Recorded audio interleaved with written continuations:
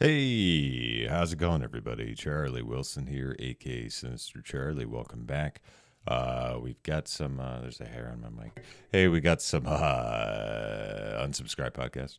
Soldiers talk about military experiences, war stories. I've been to a war. That was fun.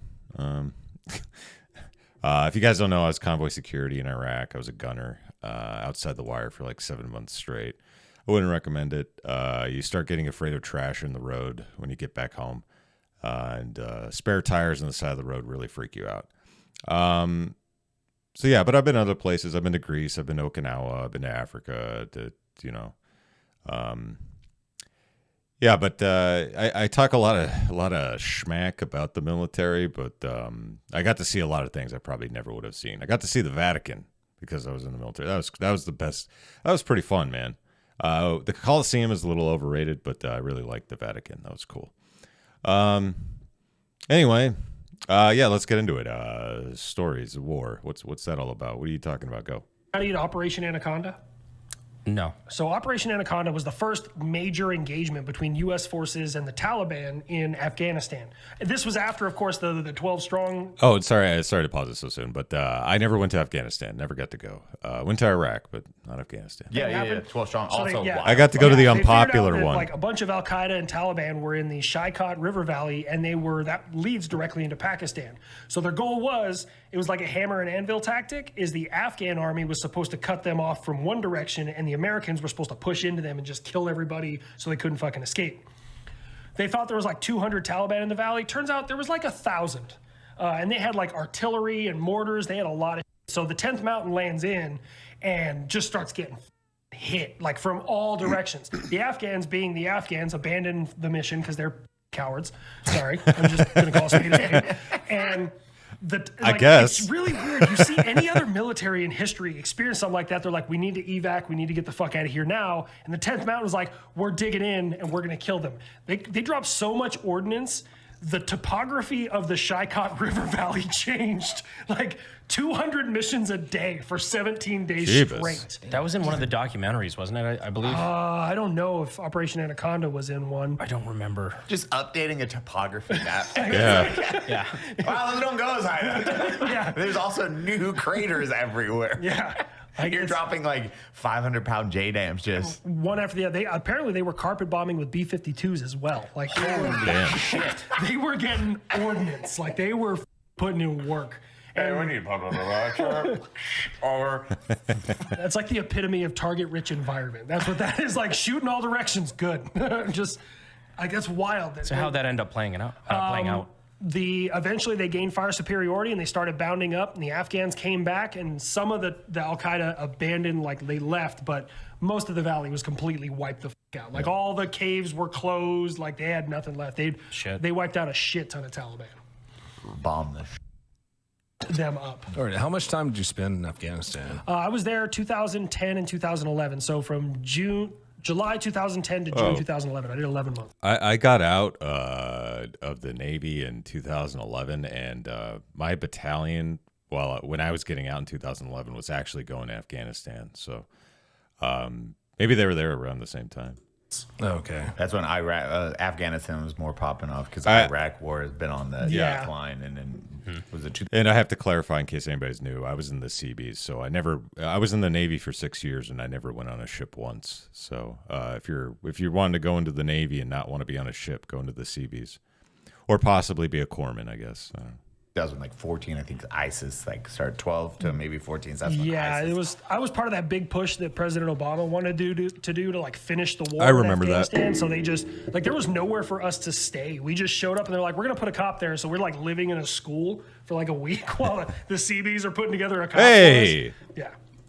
That probably would have been me. If I would have gone to Afghanistan. That's funny. I was just saying that. We did that a lot. I lived in an Afghan dude's house for 7 months. Nice. Yeah, the video's on YouTube. You can look up Afghan cribs. And I made a video called it's on YouTube. Welcome to my crib. Right here, this is where 30 guys sleep. We all shit here. This is my sugar daddy, Muhammad. Dude, I love it.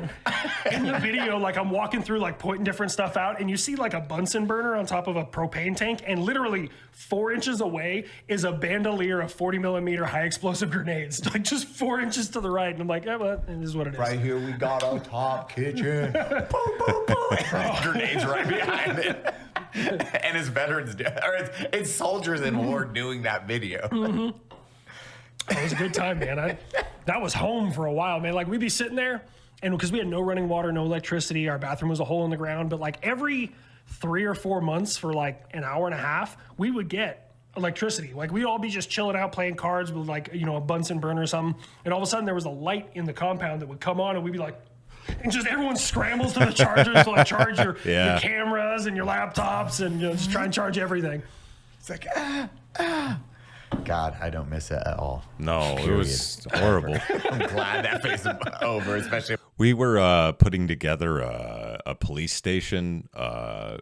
We're on a cop mission on the Syrian-Iraqi border, and we do like 3 on, 3 off, and we go back and forth from Al Qaim. Yeah, and it's not a fun experience being not being able to have general amenities. But honestly, I bought like the entire collection of Dragon Ball Z from a vendor who was selling stuff on a base.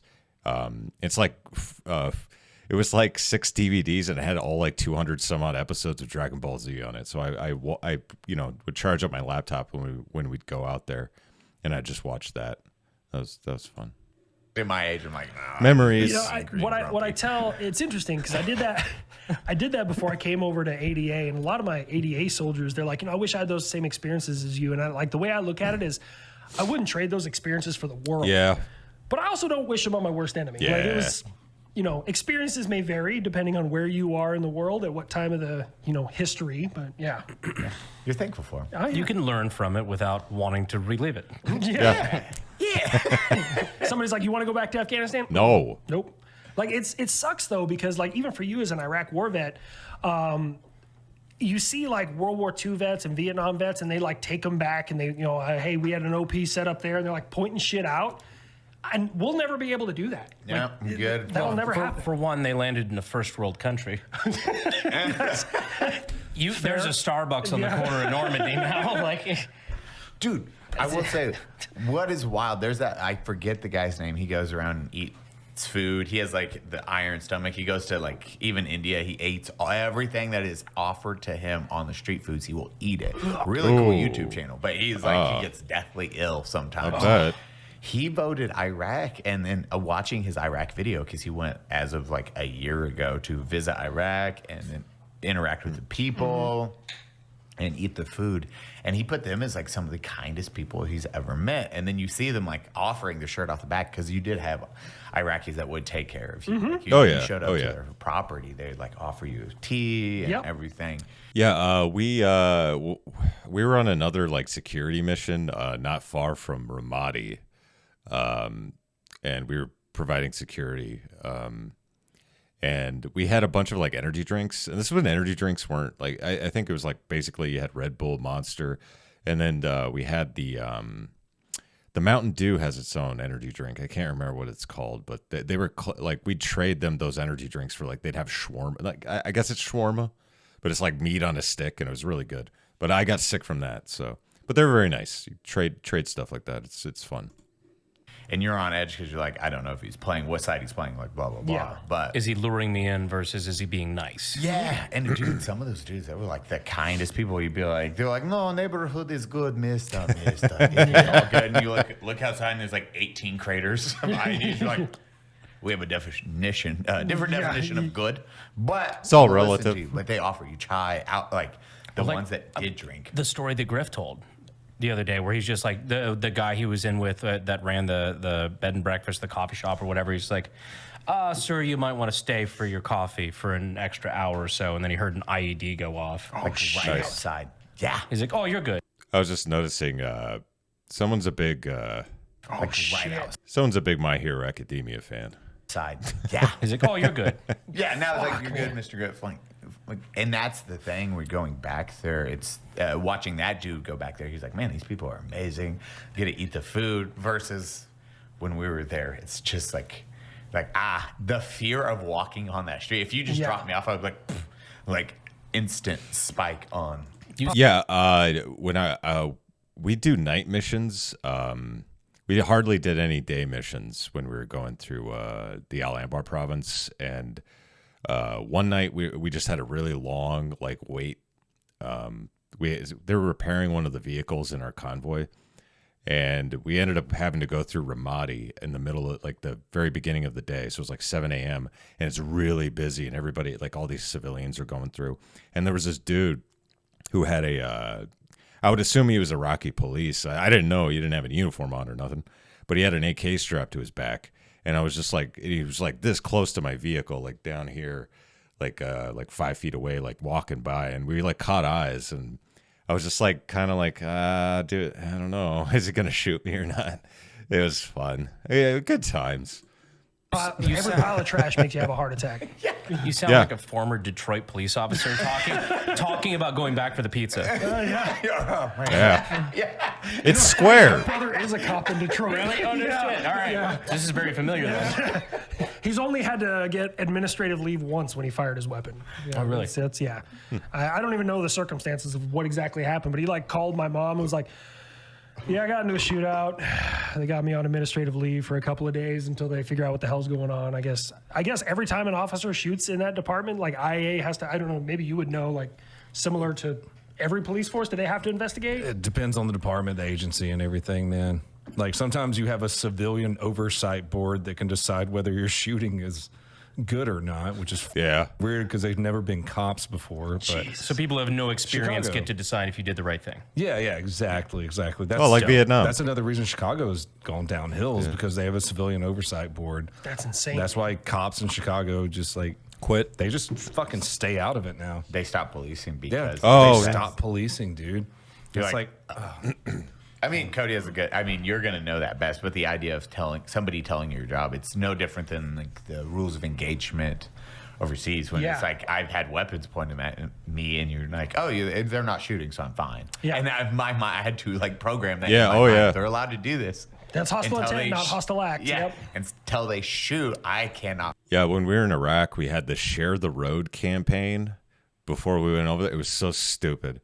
It was they were trying to get Iraqis to be more friendly towards us, and they were trying to get us to instead of stopping cars from passing by us until we passed, they just could pass us. And who knows if they have a VID, a vehicle ID? Who knows? Just I guess you have to let them pass. But we never did. We never abided by it. It's it's too dangerous. It's so stupid. Not react or anything. I love that they made that such a big point of Black Hawk Down, where it's where they talked about how bullshit the rules of it wasn't an action movie. They made the point to say how bullshit the rules of engagement were, and the Clinton administration in their infinite wisdom has decided not to give us air support, not to give us anything for this mission. So good luck, boys. Yeah, and then it's they're shooting at us. No, it's still a whiz. Okay, now they're shooting at us because that sound different. There is a giant. You got 800 skinnies with AKs coming at us in the middle of the street. And not great. Pumping this or not, but they're not because they weren't getting fired at. You cannot fire back. I've been in many situations, and you're just I still get emotional. Stress levels. I still get emotional when I see Randall and Sugart. Was it Sugart, Gordon Randall, Sugart, and the Delta boys. Yeah, the Delta guys, and that whole last stand they had. Fuck, man. The two landing and be they're this means there's no support coming. It's yep, we're good. And then they're still nope, drop us off. I'm all right, we need you to confirm over radio that you understand what you're placing yourself into. We understand, both of them. But I will say their KDR is pretty. Homeboys ran hard. Yeah. They ran out of ammo before they went fucking down. So their kill death ratio is. And they did save one guy. Yeah. That's what's crazy. They saved one individual from that. They ended up finding, was it Michael Durant was the name of the pilot. Yeah. They ended up finding him. He had a broken back and some other shit. Got him set up. MP5, if that's how that played out, and then that's how. And Michael talks about it. It's like MP5 and Life Protect ran out, and then they just took him hostage. One of my friends growing up, his dad was one of the pilots during that operation. That's man. He had some fucking stories. Yeah, I'll bet. Dude, it's wild. Like that mini bird would just. I think it was like 2,000 or 10,000 dead. Oh, that engagement, we lost 20. We lost 20 or 22 American soldiers. Let's consult the nightmare. But I mean, that's also like the nightmare brick. 18 or 22. That's also like 75th. 75th is like that. used to just like you hand them a shit sandwich and they're gonna make it into a 3-course meal. Like the 75th, just that's what they're built for. Like Point du Hoc is a perfect example of this. A surgical hammer is what they're called. As we said, it's like surgical hammer. So, Battle of Mogadishu, 1993. American casualties and losses: 18 killed, 84 wounded. Okay. Enemy side: 200 killed, 700 wounded per Red Cross. 315 killed, including 133 SNA troops, 812 wounded per SNA. Other estimates: 300 to 700 killed. That's a pretty good kill death ratio. I'm telling you, that's 75th is there to put in work. They're not there to fucking play. There was when I came to Fort Carson, I can't remember the guy's name. If you guys remember his name, please let me know. It wasn't actually featured in the movie. He came down to Fort Carson and like spoke to a bunch of us in like an auditorium. Apparently he was in Mogadishu and got separated from his unit and like ran out of ammo and was like going building to building trying to get back to his guys, and apparently offed like 5 or 7 dudes with an E-tool. Like, oh fuck. Yeah. I don't know who this guy was, but it wasn't in the movie. That's and awesome. This guy was like, yeah, that's just what happens. I ran black on ammo, pulled out the E-tool, and I just started chopping my way back to my fucking guys. Yeah, if you don't, I'm sure most people know, but if you're watching this, but an E-tool is one of those collapsible shovels, and it has like a serrated edge on it, and yeah, you could do some damage with that. You can kill people with that. I wish I still had mine. I had one. They were dermoing a lot of stuff when I was leaving, so I acquired some things, and I had an E-tool for a while. I wish I wouldn't have sold it. Chopped my way back. Dude, that's such a cool thing to say. Dude, that's just such a crazy thing to say off the cuff. Yeah. Just the action to be like, black on ammo. We're putting pulling that handle apart because the E-tool unfolds like this. Yeah. So he's just like, got it. And the next guy's like, hello. Just cracking with the E-tool. I love that mindset of like, obviously next step. Like that's I don't know, like I've never gotten formal like E-tool weapons training. No, me neither. 75th get E-tool weapons training? Like I've fucked with bayonets in basic training. Yeah. But like, no one's ever been like, all right, you're gonna thwap this. We obviously I went to basic training in the Navy, so there wasn't any combat like stuff or anything. Even in the Seabees, there really wasn't. I had to go take. I took a bunch of mixed martial arts classes. I did MMA and boxing classes for like my entire time in the Navy. Yeah, for some. You think in the Seabees, they did volunteer, like you could do MICMAP. We had every Seabee battalion has a gunnery sergeant from the Marines attached to it. Our gunny was gunnery sergeant Jacques. He was fun. But yeah, he taught MICMAP classes. But honestly, if the regular jiu-jitsu classes, I think, are much more effective than MICMAP. Which is Marine Corps martial arts program, if you're curious. Just right in their coconut and kick them in the nuts. Like I have no idea. Like that's when your caveman brain kicks in. You're like, big object. What makes the grass grow? Blood grew. Sorry, you have to do those dumb sayings. Great grandfather knew how to do this, so it's in the DNA. Dude, that's like what was my biggest fear is like getting lost from your element and being by yourself at that time. Bro, that would terrify the fuck out of me. Like, I can't imagine that. Like, imagine you're just like, oh, anyone around me wants to kill me now. Like, you have no idea. Yeah. You had to make it back to your unit in the midst of gunfire and war, and you have a tool. That's terrifying, but it's also probably the exact amount of adrenaline you need to cleave 5 people with an E Yeah. tool. Yeah. That's not even understanding your own strength. I guarantee that first dude, he's like, "Ah," and swing full force, like the head's like chopping. Just took a chunk of the skull off. Also, or they're something. like 95 pounds, but Yeah. Yeah. 4 died by heart attacks. Yeah. Can you imagine, like, you go to your house and there's just like hacked up dead bodies and there's some just blood covered American with a shovel, just like, all right, I'm gonna leave. Open the door, close the door. Yep. See you later. this is your house now? You walk in and then walk out. Thank God. Oh, watch out. Were none of those open? No. These two weren't. Nice. And the two, Nice. they're empty. So Party. Okay. There you go. Yeah, that was fun. It's good to remember these things sometimes. And yeah, cause sometimes because I don't like to talk about it a whole lot just because, like, it's not like, oh, PTSD. It's like, no, it's just like a lot of people have done more stuff than I have, and I don't think it's that interesting. But other people might find it interesting, or they, might take something from it.